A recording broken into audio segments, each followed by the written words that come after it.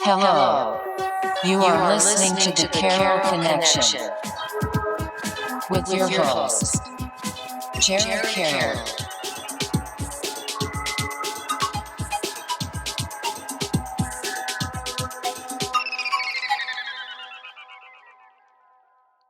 Hey everybody, welcome back to the Carroll Connection. I am your host, Jared Carroll. Here to bring you guys another great episode. I want to talk about my last episode 100, titled Thank You. Again, thank you to everyone that has listened to my podcast, that has shared my podcast, that has tuned in, whether it's just social media clips, the actual podcast on YouTube or Apple or Spotify, wherever you listen to podcasts. Always a huge thank you to my guests. You guys are the reason that I have a podcast, so I appreciate everyone that takes time out of their day to come on my platform, talk a little bit about themselves, and kind of get out there. You can check any of the podcasts that I've ever done out at thecarrollconnection.simplecast.com, simple or Apple Podcast, Spotify, all the major listening platforms. So today for episode 101, chasing that next 100 episode, guys, is Mark Furtado. Hey, how are you? Good. A lot of pressure on you right now. I know. Oh my God. Wow. Super excited to have you. Just kind of tell everyone who you are and what you're doing currently. Sounds good. My name is Mark. Obviously, you did the icebreaker for that. I'm 22 and I'm the owner of the Artisan here in New Bedford, Massachusetts. Perfect. And we're going to dive into that as we progress with the podcast, like I mentioned a little bit off podcast earlier. How I like to start my podcast is talking about family dynamic. How are you raised? Where are you raised? Obviously, whatever you're comfortable. Because like I say in every episode, guys, this creates the foundation of what we're talking about so people get a feel where you're coming from. And I think it's a little bit of like a warm up for everybody too. So whatever you're comfortable with, I'll let you take the floor with that. Oh, okay. Let's start from the beginning. Like the Bible. No, let me just boom. Chapter 1. No, I'm joking.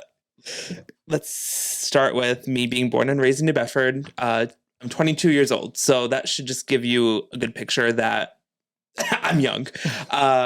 Let's say, obviously, growing up, my family's Portuguese, so that should already give you like a kind of like a stereotype. Obviously, I had a mom and dad growing up. Luckily at first, but then reality sets in once you grow up.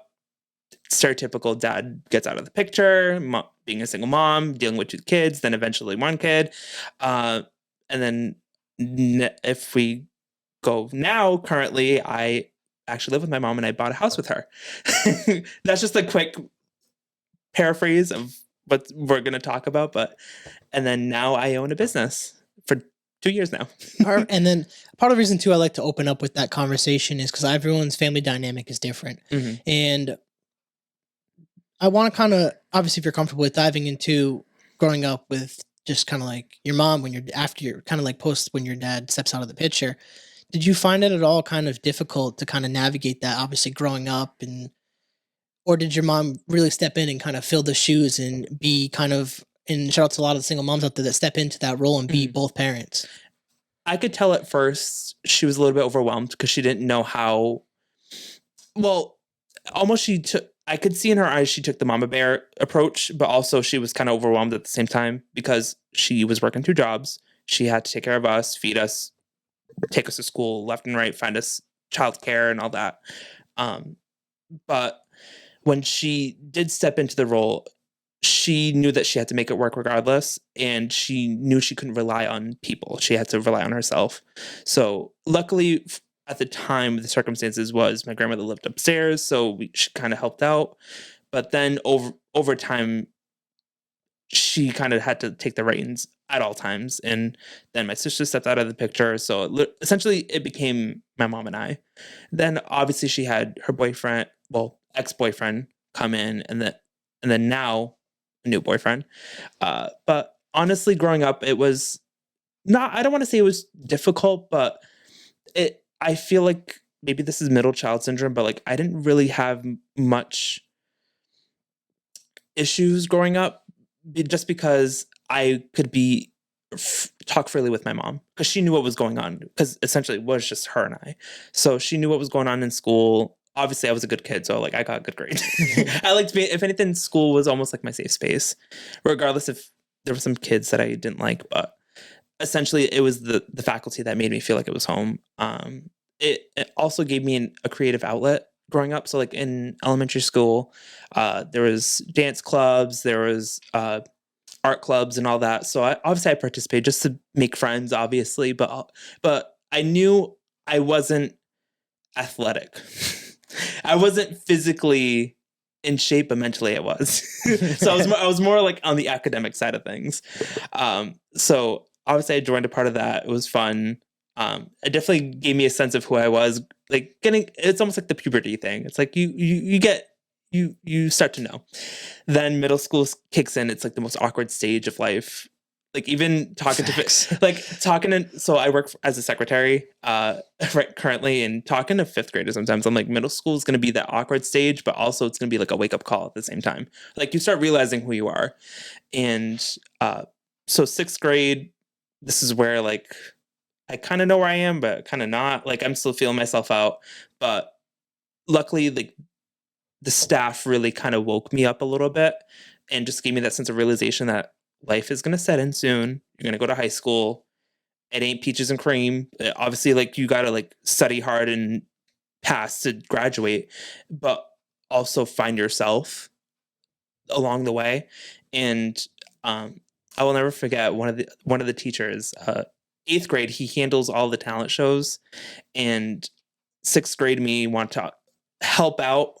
Like I want to be like the stage setup people and like maybe join a couple like productions here and there for the talent show, but I didn't want to be like in the show.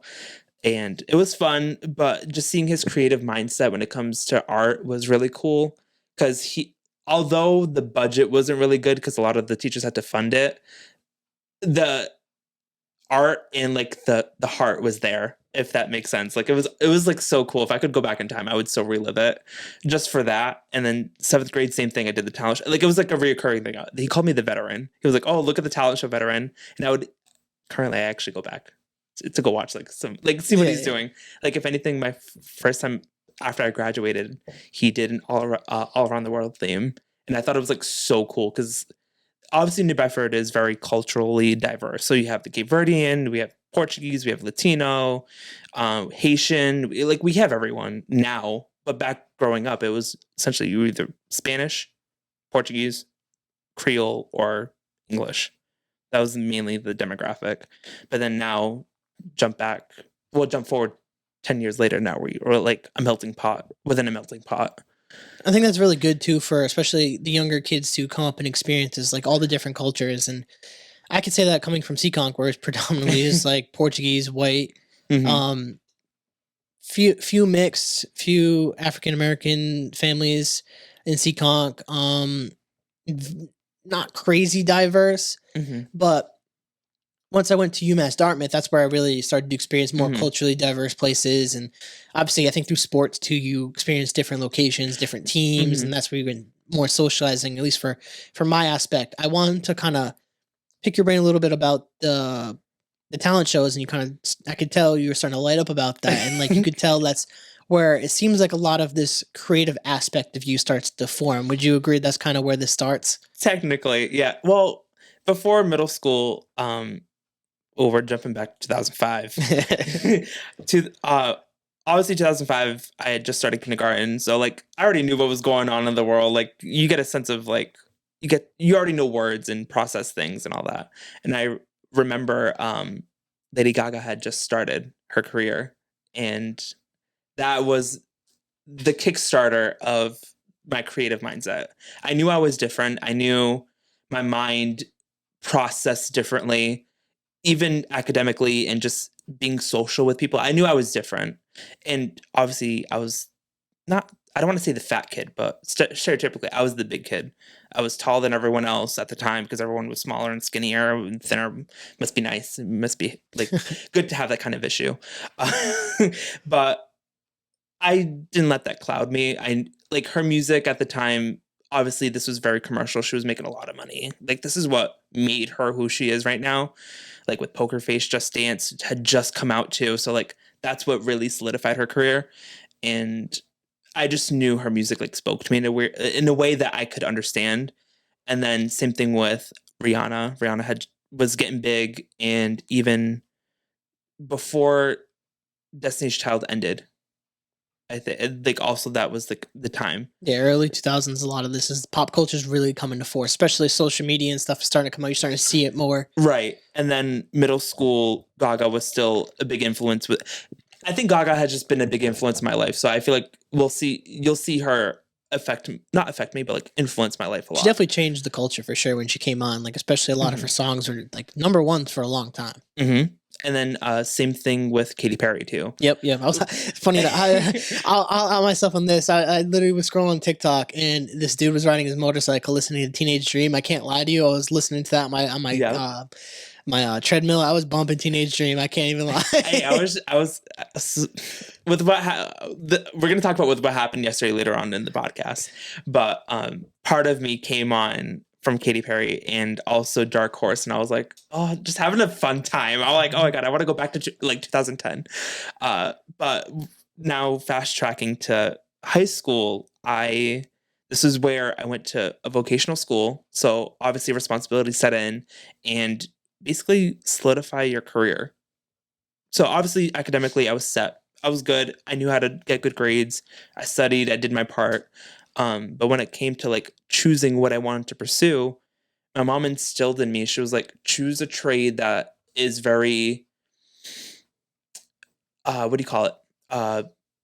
Being able to like take it into many different ways, like being that all around trade. So like you can do it now or you can do it later on and it'll still be a thing, rather than learning the skills of a cosmetologist and yeah, you're making money, but you're not like excelling from that or taking it in a new innovative way. So obviously I did my exploratory, and this is where I reached business tech. And obviously the what do you call it?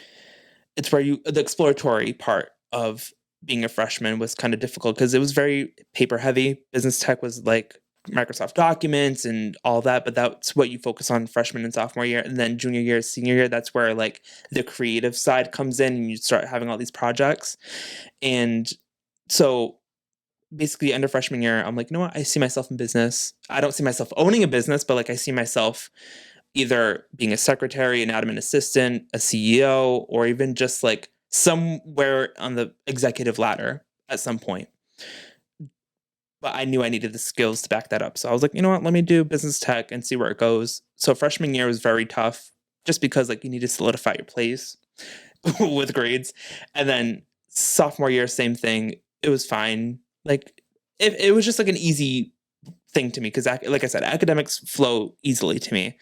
But then junior year sets in, there's two teachers actually. So like one does freshman, sophomore, and one does junior, senior. And that teacher changed my life.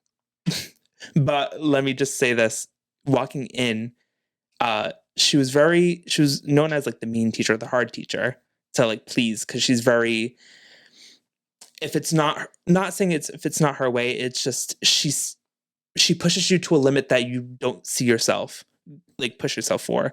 And I remember the first day I stepped into her side of the classroom and I had a stink face. I was like, oh my God, I don't want to be here. And she immediately she stopped everyone. She was like, Mark, what's your deal? Why are you looking at me like that?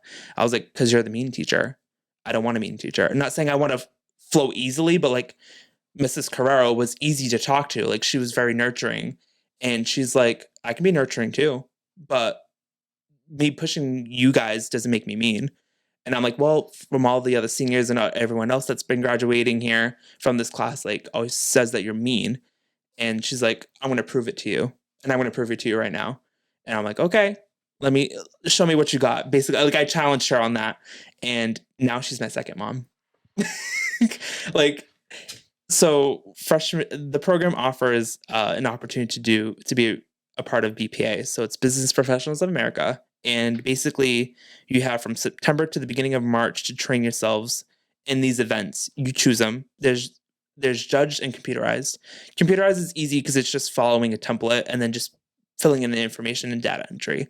Judged is more like interviews. So like I was more of the interview person. So there's basic interview skills and advanced. Advanced is more for like you bring a portfolio, you showcase whatever projects you did that school year and just basically hone it into like a resume. Whereas the basic interview is just you just show up as yourself and you just basically memorize your resume and just have a one-on-one conversation. So sophomore year, I tried it out, didn't make it. I think I was like top 4 and only top 3 goes to nationals. I didn't let it beat me up because I'm like, you know what? I got 2 more years to try it out or at least give it another shot. So junior year kicks in. I was like, oh, I kind of want to retry interview skills and see where it goes.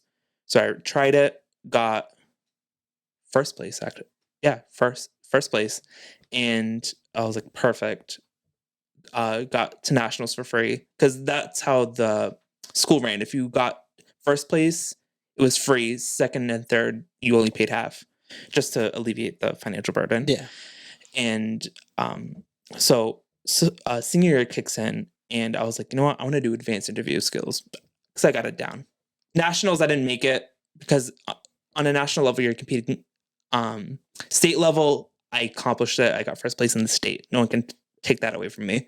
But nationals, that's where the really tough part comes in because you're competing against Texas, you're competing Florida, Idaho. Like there's really good high school kids. Like if anything, that program was basically their curriculum.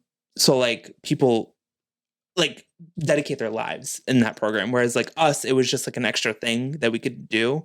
But I'm very proud I got first place. And actually senior year was actually more emotional because advanced interview skills, I was like, you know what? I really want to make it special and I want to make it first place all the way through.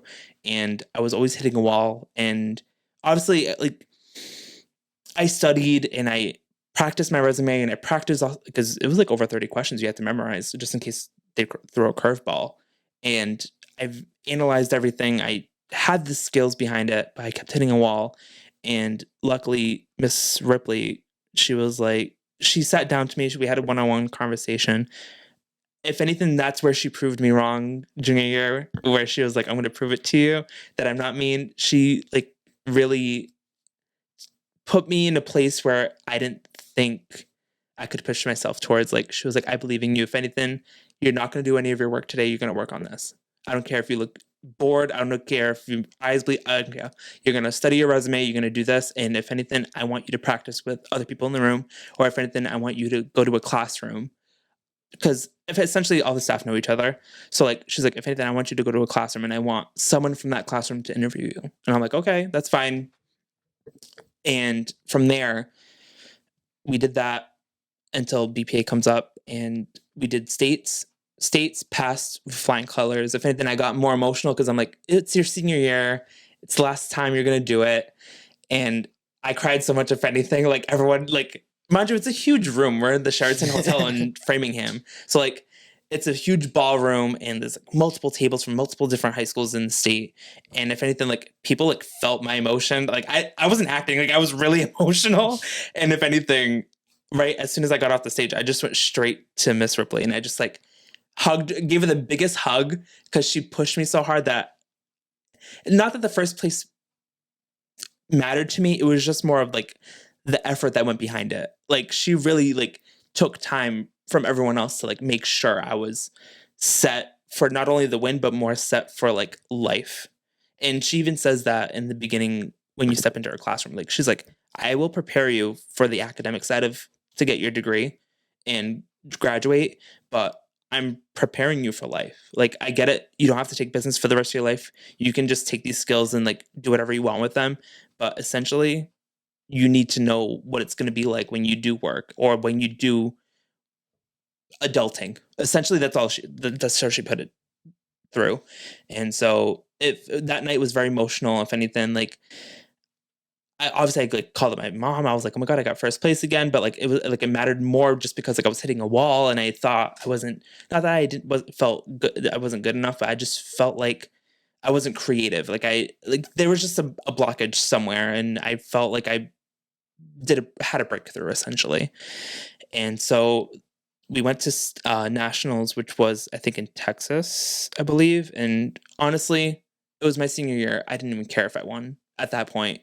If we're talking about junior year me, I put in a lot more effort. But like senior year, I'm like, you know what? I'm in freaking Texas. Like, you don't get this kind of opportunity to fly, especially in high school. And Definitely then, not. Yeah. So like, I was like, we're in Texas. We're here for a week and a half. Like, obviously, there's like the BPA days where it's like the opening ceremony where everyone from all the states, like it's like a whole, like there's like a flag ceremony where we showcase our state flags and getting participant medals and all that. But also like there's like other fun stuff. And I'm like, you know what? I want to, enjoy my time as a senior, because like you only get this once in a lifetime. And also, speaking of once in a lifetime, prom fell on my birthday. And obviously I was turning 18. So September, I knew prom fell on my birthday, and I thought prom was very overrated. And I was telling people, I'm not going to go to prom. I'm not going to go to prom. Like, why am I going to spend my birthday with people I'm not even going to see anymore? Like, I feel like that's just a waste of being around people. And Miss Ripley, she's like, no, you're going. And I'm like, no, I'm not. She's like, I will pay for your ticket. You're going. And I'm like, why am I going to go on my birthday to see these people one last time? And especially with not that I care that I didn't have a date. It was just more like, it's my birthday. I should be able to do what I want. And she's like, no, you only go to prom once. I'm like, okay, I'll go. I paid for it. She wanted to pay for it. And I'm like, no, I have the money. And so we go, fast forward, I go to prom. I show up for an hour and a half and I leave. Like, obviously I dressed up for the occasion. It was enchanted evening, and I went by myself. I wore my birthday sash to remind people. Not that I wanted a happy birthdays, but I'm like, I'm 18. I'm driving myself to prom. I bought my tux myself. Like, I just felt very liberated and very independent. Like, obviously my mom wanted to chip in. She's like, I want you to take senior pictures. Or, I'll give you money. And I'm like, no, it's my prom ish. Also my birthday, but like, I want to just spend it the way I want it. And so I messaged my coworkers that night. I'm like, let's go to the gay club and we're going to have fun. And obviously I can't drink, but I wanted to just like party it up, but in a sense with people I want to be around with. Yeah. And so I messaged my friends and my coworkers. I was like, let's just go to Providence. I'm like, let's just have fun. So cut to, we go to a meeting location. I go to the bathroom, change out of my tux to just a regular club outfit, I guess. And we carpool, go straight to Providence, party it up all night, and tell me not. We kind of shut the club down till like 2 a.m. And I remember my mom calling me. She's like, where are you? And I'm like, I'm on my way home. We got sidetracked. Prom was really fun. After prom was really fun. Like, I had a blast. And she's like, oh my God, you went to after prom. I'm like, now I told her the truth. But at the time, I'm like, I'm 18 years old. I don't want to like, I didn't want her to have that mindset that, oh, Mark wants to just club. Like, don't get me wrong. I want a club. Don't get me wrong. But now graduation hits. That's where I had that realization of like, oh shit, like we're adults. Like, we're literally going to, whoever wants to go to college, go to college. Let's dive into that part, like kind of like that post high school, like now what, like a lot of people I've had a lot of people come on and say they were kind of like forced into this college experience. Like, what was like kind of your path? So we could dive this into like the Artisan and your brand and how this came to be. Of course. This will be like we're definitely hitting the second half of the podcast. This is like perfect time. Oh, okay. So, like, yeah. I did not purposely plan this. No. Lies. So basically graduation hits and we're like, oh my God, I had that realization. I'm like, I drove myself, obviously, but I was like, oh my God, I can't believe I'm graduating. And obviously I especially bawled my eyes out more because I wasn't going to have my second mom with me at all times now. Not that I wanted her, like I relied on her, but like it was just more of like the nurturing factor. Obviously she pushes everyone, but like she knew the potential even before I saw the potential myself. And so obviously I bawled my eyes out as normal. You're not going to see these people ever again. I didn't care about the people. I cared more about myself. And then basically the fall comes around, and it's not that I was okay. It's kind of forced, kind of not. Kind of forced in the sense that my mom was like, no one in our family has been to college.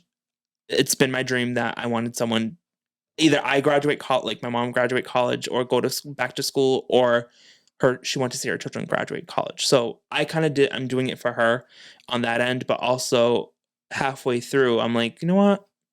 I'll just get my 2-year degree and I'll be set. If I want to go back, or at least if I find a position where it's required to go back and get another 2 years, that's fine. I can deal with another 8 classes. It's not a big deal. But so I go fall of 2019, I go and I took business administration, me not knowing what it entailed, uh, regret it. And I not demoted myself. I switched to office administration, which was basically what my shop was, but on like a realer, more of a real level. So I sent the paper, transferred my major the next semester, go to office administration, followed it through for a year and a half. And then next thing you know, I'm like, I feel like I should have graduated already. I feel like I've accomplished so many classes, but credit wise, I didn't. I think there was a couple courses that I still need to take, like some electives or stuff. And I'm like, I feel like I should be way ahead of this. Cause like I took it in high school. The shop transferred into college because there was some stuff in college I didn't have to, because I did it for 4 years in shop. So that kind of helped me out. But I'm like, I still feel like I feel held back a little bit. So I talked to my counselor and I'm like, how can I graduate early? Because I feel like academically, I feel like I'm way more ahead than what my degree entails. And she's like, well, you can switch to general studies. You'll only have like 3 classes left. But the only thing is, you won't be tied to the business.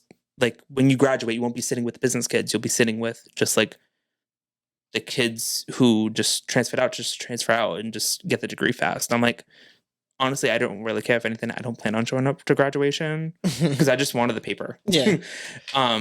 But now seeing everyone else graduate, I'm like, you know what? I think I owe my mom that experience, that she gets to see me. She already saw me walk across the stage for high school, but I feel like I owe her that respect of watching me for college, because she wanted me to go to college. But so I transferred into general studies, and now currently I think I only have 4 classes left, but I took a year off. So during COVID, I took a year off. Because my financial aid got messed up. I think I didn't submit it in time, so either I had to pay more, or like it just didn't get processed enough. So I was like, you know what? I'm going to. This was fall of 2020. So I'm like, you know what? I'm just going to take the year off.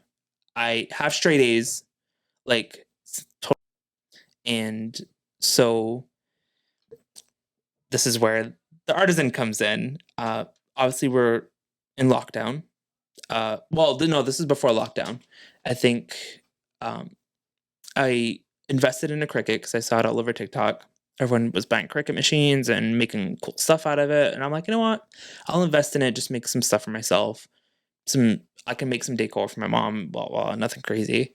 Then through word of mouth, people were like, oh, you make signs? Like, can you make me a sign? Can you make me a sign? Blah, blah. Can you do this? Can you do that? Can you make a shirt? Blah, blah. I'm like, okay, I'll be the artisan for that. Don't get me wrong. And so eventually I created that. Then lockdown hits. And that's where I'm like, I don't feel like myself. Not because of lockdown, but I feel like I'm not fulfilling something, or I don't feel fulfilled. So I didn't really do much after that. Spent through lockdown just trying to find myself, I guess, or at least try to fully realize life being locked in a four-wall room and see the world through your phone and just watch Netflix shows, I guess, and live life that way temporarily. And then next thing you know, I didn't realize that you can make a business out of this. And I was like, you know what? I went to school for business. I'll go back to making signs and just start doing these vendor events and just make money off of them. So I started doing it, invested in like the tents, the weights, and the tables, the way to set like the displays and all that stuff. And I would do it. It was a lot of work. It was a lot of work carrying a lot of stuff back and forth. But then fall of 2020 or 2021, one of the other, I'm probably mixing up the days, but I did a fall collection of shirts. So I did a flannel, I did a bleached tie-dye shirt, and I also did my black and white signature logo shirts at the time, and I did I think a maroon shirt just for fall. The flannel had like Camp Crystal Lake on it. Like I did like a cool design. Uh, the bleached tie dye was like a Scream shirt. So I had like what's your favorite Scream movie with the '80s cell phone with the silhouette of Scream on the back, and then I did my logo shirts for merch. And as I was creating these shirts with the curriculum, I'm like, oh my god, I think this is sparking something. I think I can make an entity out of this, not just directed towards making shirts, but like I think I can make something out of this. And so winter comes around, I did the same thing, made a winter collection, and later on I'm like, you know what? I think I'm gonna not take a break, but I'm gonna invest in more into this. I have the year off, why not? So I invested more effort and more materials and better quality shirts because that's what people were saying. They're like, oh, it feels a little bit more on the rougher side. I'm like, well, it is a cheaper shirt and it's a Cricut shirt, so it's not really going to last long. But those kinds of critiques kind of like fueled me a little bit. I'm like, you know what? I want to make good shirts. Like I want to make, if anything, I want to make a brand. So that's where the Artisan comes in. Obviously, it's tied to our roots from before the rebranding, but now we're going into what the brand is actually about. So I wanted to create a brand that creates clothes that make an impact. I definitely wanted to go with the lifestyle aesthetic.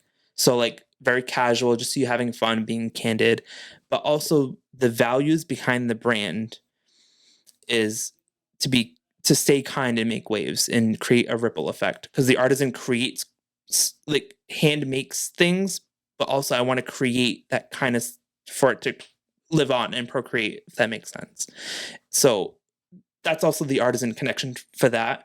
And also, I knew I wanted an iconic logo where it's very minimal and very easy to understand. And I was like, let me use a whale tail logo, and I'll create an Artisan, like the Artisan name under it or something. So I designed the signature whale tail that you see on my hat, and now on my website and all over the place. And so I'm like, you know what? I'm gonna make a brand. I'm gonna call it the Artisan, and that's the whale tail will be a reminder of what people are shopping for. And I say that because we donate 10% of our profits back to save the oceans. And midway of me rebranding, I realized I'm like, New Bedford is known for whaling and textiles. So I'm like, oh my God, I'm creating a brand that's not only taking its history, but also making something positive and modern about it. So I have Lily as my brand ambassador. So she is basically not only an influence inside the brand, but also an influence to other people. So if she wears the shirts out and people are like, oh my God, that's a cool shirt, automatically she has to promote. Not have to, but like she likes the brand enough that she promotes it on its own organically. But also, she's also my feedback people too. So if people order from us, or maybe if someone has a critique on the spot where it's like, oh, that'd be cute if you have a pocket, or that'd be cute if you like distress a little bit, or like maybe if you do a tie-dye shirt, like she would give me that feedback back, and we'll create not a collection just based off the critique, but like we'll take it into consideration and maybe even test out the waters and see how it does.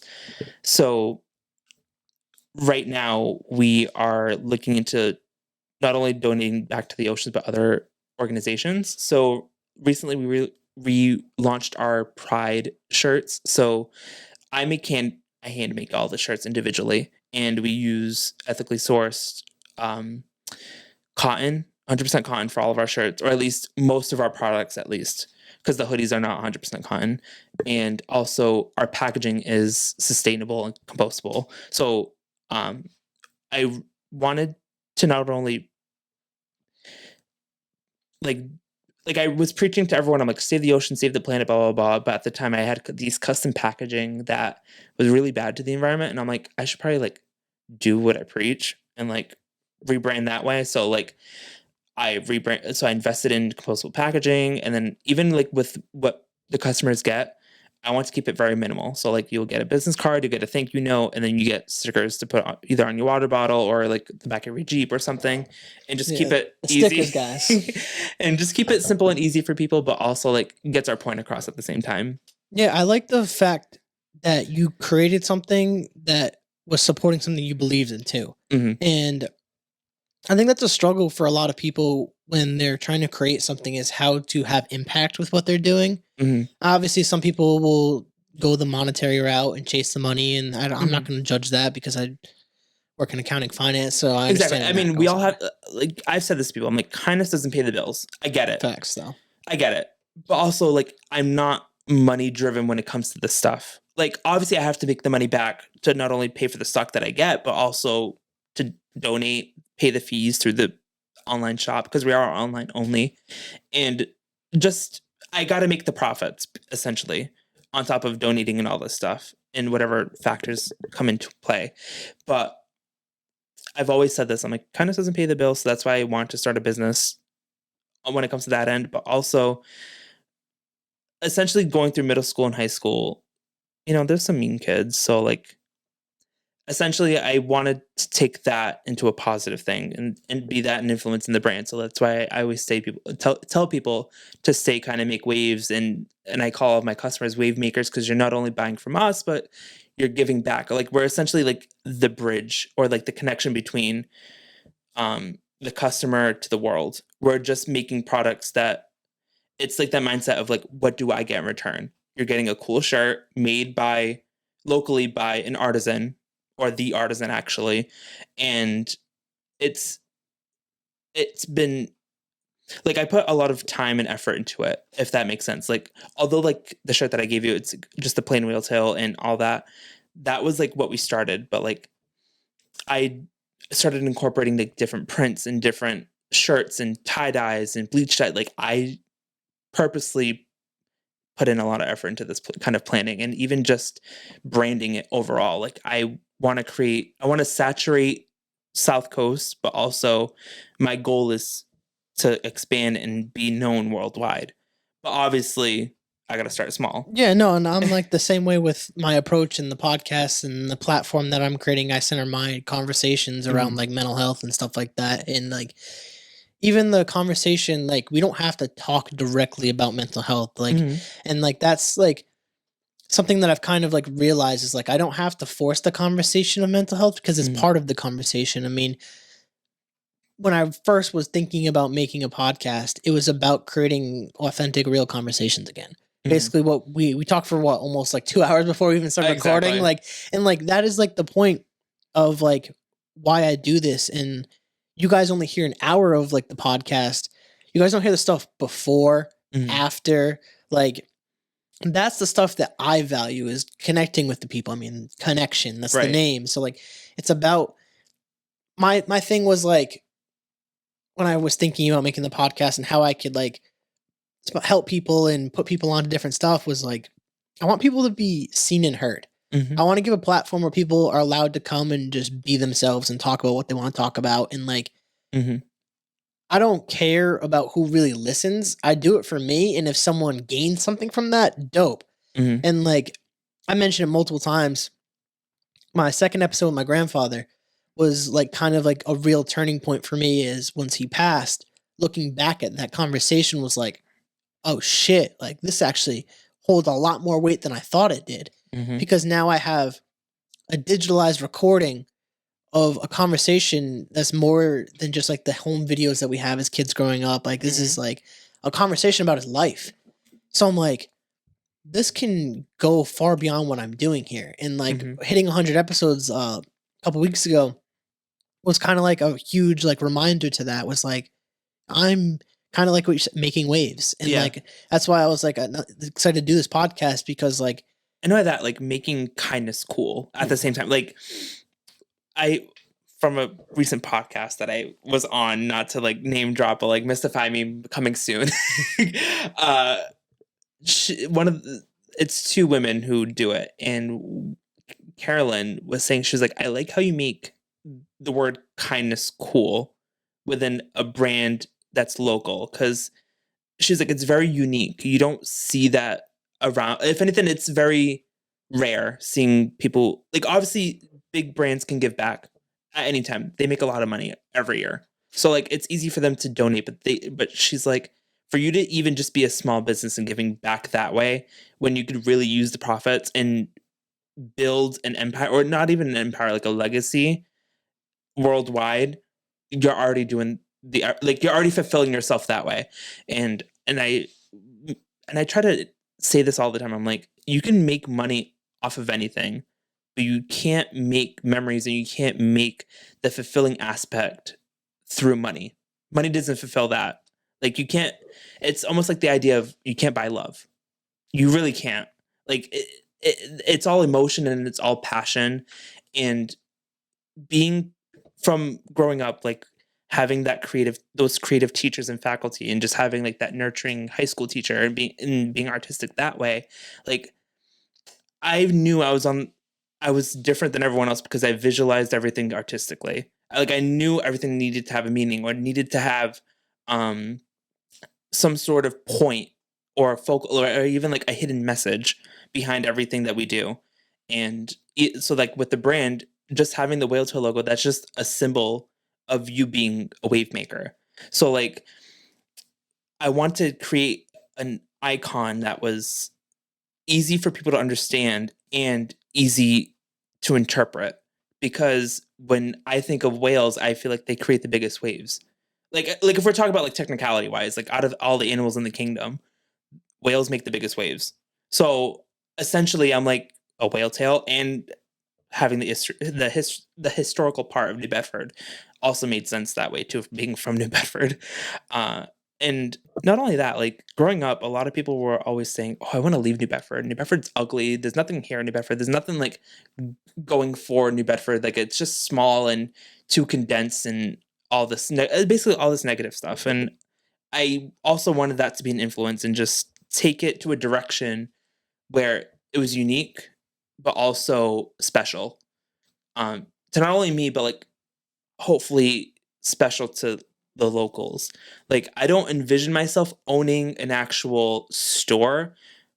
If anything, I would rather be in multiple stores. Like I'm already in one in Westport, but like I envision myself to be in a store in the Cape, Martha's Vineyard, and Boston maybe, or for going west, maybe even Rhode Island, Connecticut. Like I want to be in the South Coast, or at least southeastern part of the world, well, United States, and just saturate myself a little bit, little by little. But essentially my brand, what I want to get it across was being kind, or at least being an inspiration for other people. Yeah, and I want to like go with that too. Is like I'm glad that you brought up the fact that people always like want to leave, and like they are sick of their hometown, because I've said this so many times in the podcast there that people would always like hate on Seekonk. It's like hate on one of the town. I can't wait to leave. I hate this town. The people in. I'm like, and like this kind of ties in a little bit perfectly with kind of what I want to talk about a little bit. Like not going into obviously the shooting that happened last past week, and mental health has come up as a part of that conversation. And people always talk about, we need to do something. We need to like make change happen. But then no one does anything, and change doesn't happen. So my mindset has always been, and this ties perfectly, it was like when I was creating a podcast, how do I create purpose? How do I create change? Kind of like what you're talking about. And mental health was something that was super, I held close to me, family, friends, myself. And it's something that everyone can talk about. And I was like, what can I do to add value to this space? And I created a platform where we could talk about it openly. And I've had people cry on the platform. I've had people talk about traumas that they've experienced, deaths, all these different variations of mental health. And that's how you make change. You start small, you start locally. And I want to eventually be able to give back to the community in the sense that like I can offer something, and I think that's what you're talking about, and like giving back to where you're from. And people are so quick to hate where they're from, and I'm so against that, because it's like you could be brought up in such worse places. Like I hate bringing up the word privilege sometimes, but it is a privilege to be born in a lot of the places that we're born, and especially the United States in a lot of locations. And even if you have a loving family, it's a privilege. So it's like, to hate on your hometown, it drives me crazy, and especially New England, man. Like, what the fuck, yo? Like, 4 seasons, man. You can't get enough. You got the mountains up north. They got the beaches. Like, it drives me crazy. Like, that's like I prefer summer and springtime and fall, and cancel out winter. But I'm no Mother Nature. but no, like just like going off of what you said, like adding value, like that's. I didn't want to say implement, but like that's something I wanted to be a part of. Like, not only am I providing monetary value to it, because I try to price our stuff competitively. Like, obviously I'm not going to charge what Nike charges, but also at the same time, I'm not going to downplay myself either, because I am putting in the effort. I am creating the actual shirt and screen printing them and all that. But it's also more of, I'm creating the designs behind it, and it has a meaning. Like, right now I'm designing a collection that's going to be soon released, that possibly on my birthday, maybe not. It's my gift to the world. I'm going to introduce a new animal to the brand, which is turtles. So I'm going to do a Save the Turtles collection, because like I said, I don't want to just donate to save the oceans. I want to donate to other like organizations. So like one of the one of the organizations that I found was the Sea Turtle Hospital in North Carolina. It ties into Massachusetts, because most of our turtles that migrate to the south end up stopping halfway, and they're either like cold stunned? I think it's cold stunned, or even just like probably because of the change in temperature of the water, I'm assuming. Yeah. So they end up washing up on shore in the Carolinas, and then they just basically they're a rescue hospital, and all the money that they take in from donations are either used towards the food or the facility to maintain it, and just invest in better programming to basically save the turtles' lives, and then they just set them back to the ocean. They don't keep the animals in house. They just rescue them, like basically hospitalize them, and then send them back. And so like I wanted to take that initiative and give my money that way to that, and then essentially later on we're going to introduce more animals, and if anything, like I'm planning like an Arctic collection, and incorporating like orcas, polar bears. Like I have so much planned so far. Like I'm not in a rush to launch these designs, because I'm not on a level where there's a lot of demand, but also at the same time, I feel like I want to launch these when I feel like it's ready. More because although I have the creative control, and even just the control overall with the brand of when I want to release stuff and all that, I want to make sure what I put out into the world has some sort of meaning. Like, I just don't want to put out designs just to put out designs and make money off of them. Like, essentially, I do want to create designs that are basically you can wear all year round, that you don't have to wait for a collection, or you don't have to wait for a season, because traditionally, I like to plan for seasons. So, obviously, for fall, winter, I want to do like a sweatpant kind of thing, like a cozy set, and do all of that. And then for the summer, I wanted to look into getting like athleisure, just for like the everyday kind of person. Not that my brand isn't everyday, but just to expand into a different demographic. I think it's important to have these ideas though, to stay creative. Right. Like, I think it's important to look at what you can do in the future and how you can add to your brand and how you can continue creating. And that's something that like I just made these new shirts, and like I've made hats before. I've made sweatshirts. I've looked at making winter hats possibly. Like, you need to have, and I like to say, you need to have an outlet to be creative and like to continue creating. I always say, like, try to get in touch with your like your inner child, because like that's where you really can dive into these different aspects. And like when I look back at old film of myself, I was always like, record me, put me on camera, and like through middle school, through just the bullying, the acne, the puberty, like I kind of lost that voice. And this podcast, with the help of social media and TikTok, I've kind of gained that back. Right. And I've kind of really stepped into this person where I can have fun and I can be myself, and I realistically don't care what people have to say about me. I mean, I might take into consideration, but ultimately, like, my opinion of myself is going to hold over that. And I think that's most important when you're creating content, because you're going to get judged regardless. And I think we talked about this earlier. Yeah. Especially your hometown, like at least the locals, a lot of time they don't really support you like that, especially close friends and family. Speaking of that, yesterday's experience. Whew. So I was being well, there's this program on the South Coast that helps entrepreneurs. I don't know if I should say the name or not because I don't know if they're ever going to look at this, but I basically put an application for us and was like, oh, maybe they can elevate us to another level with like marketing and all that, like just to be saturated locally and maybe even put us in more local shops. So I was like, let me be spontaneous.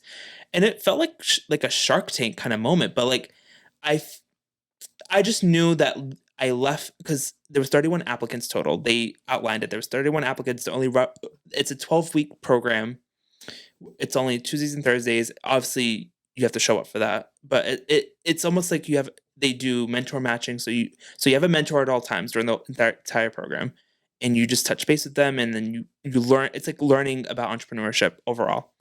So I was like, you know what? Maybe we can benefit from this. Why not? It doesn't hurt to put an application and be interviewed. So basically, there was 31 applicants, and they outlined we're only roughly accepting half of the people. So the interview is a must do. So we have to interview you to see where you are. So show up, blast out the interview. But I left there now that I've mostly processed the experience, I left there very frustrated because the questions were a little bit not what I expected. I expected to be what are your profits? What are your margins? Like how much do you sell these for? Who is your demographic? Why do you do what you do? Why do you decide to take the money and donate them rather than taking it for your own free will? Why is your name that and not this? And it was just a lot of questions that were frustrating, like annoying at the time. But now that I fully processed, I felt very frustrated, and my mental health today was a little bit off from the experience. But then later on, I'm like, you know what? I'm just not going to let it affect me because some of the people who do participate in the program do succeed. They're known locally. But then there's some that they have these ideas and they don't take it to their fullest potential. And that I see them. But obviously one of the questions was, well, do you have a plan B if this doesn't work out? And I'm like, no, I'm going to make it work. And I'm going to make it work with or without you, or without this program. I'm going to succeed no matter what. And that's just my mind. And I told them, I'm like, that's just my mindset, because every collaboration that I do with another small business, I always ask them a piece of advice of if they could help another business that's being created right now, what is something that you could help either enlighten them or prevent them from a future experience that you wish you would not want to experience. So one of the people that I've talked to was, you need to make it work at all times, even when you're at your lowest or when you don't think you can go farther than what you could. You have to make it work at all times. It's just, if this is what you want to do and if this is what you're passionate about, you have to make it work. So I was in that mindset yesterday, and I even told them, like, if this program wants me and wants my brand, great. I'll be a part of it. I'll participate and do what I have to do. And if you guys want to monetize me and give me money to invest in it, great. If not, if I leave here and you guys don't accept me, I'm still going to be successful no matter what. And if anything, you are going to miss out on history, because I know this brand will be on a greater scale than, like, if anything, I felt very underestimated. So I was like, you know what? My brand's going to be the biggest brand ever here in the South Coast, whether you guys like it or not. And if anything, I hope it becomes so successful that you ask me to be a part of this program if I don't get accepted. Not to be cocky like that, but I have to be selfish and really advocate for my brand. You have to believe in it before anyone else does. So Exactly. If you don't have that attitude and you answer it is a kind of weird question to ask someone in an interview style like that. But like, if you have to attack in the sense where like there is no plan B. Right. So like, I think you went into that with a good mindset, and I think leaving that, you're going to probably attack what you do a lot harder too, is kind of like a little bit of motivation factor. We are getting towards the back end of the podcast. So before, I do have one more question for you, which is tied to passions. So is there anything that you wanted to say that obviously don't touch that question. We'll get there. So I'm always dangerous when setting this up. But is there anything that you wanted to mention before we dive into this, or we could drop like we'll save that for the back end. Anything prior to this question, or you good to go into this question? It's up to you. I was gonna be cheesy and off of what you were gonna say Go ahead. of like not paying attention to people and all of that. So obviously after I left that, I felt very underestimated and I was just in a bad mindset. But then later that night, a song came on and I was like, oh my God. Not that I had like a woke moment, but I'm like, why am I spending all this energy not in a bad state, but like, why am I feeding energy into feeling underestimated and then just feeding that inner saboteur when I should be feeling grateful that I cultivated this brand on my own and grew the way I grew because of not only just my personality, but with my team and just my personality. Like I'm very charismatic, not to toot my own horn, but I got to toot it. But it's just, I created something on my own and I didn't need anyone's help. So like, I was like, why am I feeding into that and just like feeling underestimated? So a song that came on from RuPaul, one of the lyrics was, unless they paying your bills, pay them bitches no mind. So I was like, okay. I was like, it's not the traditional cheesy like thing to say, but honestly, it is the truth. Like until you give a donation to me, or at least if you pay for one of my products, I care about what you say. But unless you don't give me money, I could care less. That's facts. I mean, I feel that about my podcast. If you've never been a guest on, I really don't care about your opinion about my podcast. Like, I really like. Maybe I lied. I don't care about anything you guys have to say. To be honest, Mark, this has been awesome. I do have one more question for you, which is, what would your advice be to someone who wants to pursue their passion? Ooh, I will admit, patience. I'm gonna separate it into 3, just so like they each tie into each other. But like, you need to be patient. Not everything's gonna happen at once, so you kind of need to not set yourself too high, or like expect something to be on a higher level. I think also you need to be genuine and authentic. If it's not authentically you, it'll be reciprocated as that. Like you won't get the fulfillment value. And I think as a final thing, I think you just need to be passionate. And as long as you have the drive, just try not to give up. Because that's where the inner saboteur kicks in and you sabotage yourself and you get in your own way and you won't be able to go forward. So I think if you're patient and authentic and you have the drive, I think you'll accomplish whether it's owning a business, whether it's creating content, being an influencer, or even just like actual career wise. Like if you want to like pursue a different career, as long as you have those 3, I think you'll be set for life. Obviously things don't come easy to people, but I think that's like the foundation of life is to be patient and authentic and just as long as you have passion and drive. Perfect. I think it's a perfect way to wrap this podcast up, and I'm thankful that you didn't say just do it. No offense to everyone that has said that before, but it's oversaturated. I'm over it. So thank you for that. This has been a fantastic podcast. Appreciate you for coming on, being vulnerable, and sharing a little bit about your life story. Yeah. No, thank you for having me. If anything, I've been not waiting to have this happen, but like obviously we knew each other before this. Yeah. So I'm waiting for like the opportunity. Not I said because I book 3 weeks out, so it's like a continued setup. And if I just keep like, I'm gonna get you on, and like I gotta it's like a month wait usually. Right. So like if I tell people right ahead, and they're like, when am I coming on? I've had people that have been in my back burner and like my DMs that like. It's not that I didn't want to come off as like I was expecting to be asked. No, you were going to be asked. But I'm just like. He still hasn't asked me. You could have also asked too. Like that usually gets people on faster when they ask me. I'm just saying. No, I know. If anything, I want to make sure it happened organically rather than just like, oh, okay, 12 o'clock. Mark is gonna come in. We gotta bang this out and then go. And then, well, you're here. We did it, and I look forward to future collabs as well. Of course. So for you guys like the podcast, please rate, review, subscribe. Check it out. The Carroll Connection at simplecast.com. Apple Podcasts, Spotify, and all the major listening platforms. So until next time, guys, peace.